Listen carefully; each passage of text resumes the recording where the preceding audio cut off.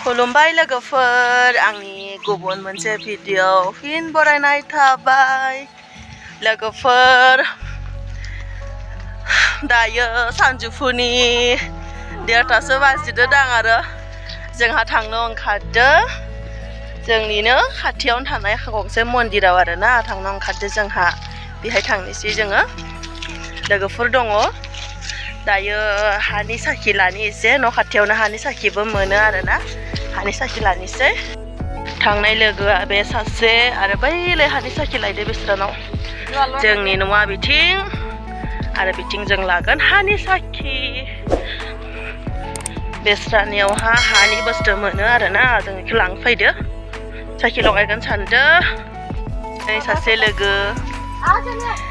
गारि बिसिख्ला हारसाजों हाबा जानाय नै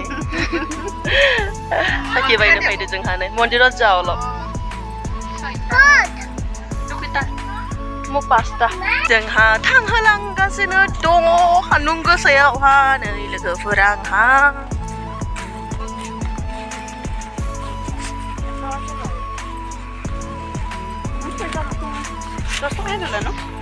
pasta kiba এই যে দোকানত 2 টকাকে লয় ইয়াতে কমকে লয় नै जोंहानि सिखाव लामा फिसा सिखाव लामाथिं थांगासिनो मन्दिरा बैलाय होनाय नुगासिनो दं जोंनि उनथिं दङ आरो जोंनि न'नि उनथिंनो दङ आरो फिसाफोरखौ स्कुलनिफ्राय लाबोनानै नाव दोननानै आइया टिउसन लानानै थांबाय आङो दा बिथिं फैबाय नै मन्दिरा खाथियावनो दङ फैनाया गोबाव जाबाय भगबानखौ पर्दाजों खोबना दोनना होबाय मन्दिरा नैबे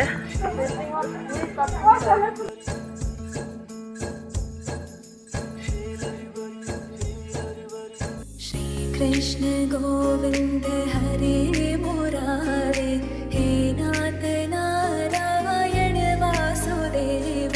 श्री कृष्ण गोविंद हरे मुरारे हे नाथ Narayan Vasudev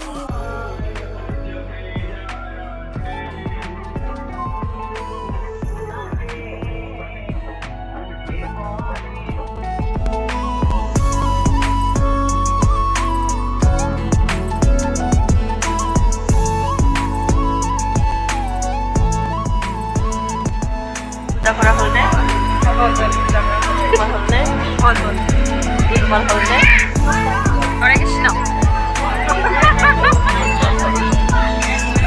Hare Krishna. Hare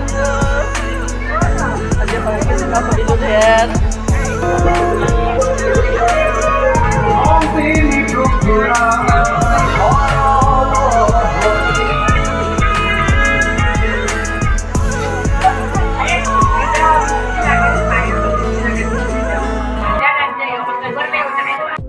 मन्दिरा बन्द जाबाय जानायसो टाइम जादों मालाय जागासिनो दङ सिस्रि जागासिनो दङ मन्दिर आरो আগতে ক্লোজ হৈ গ'ল মন্দিৰ आरो एथिं खासे दङ साइकेल की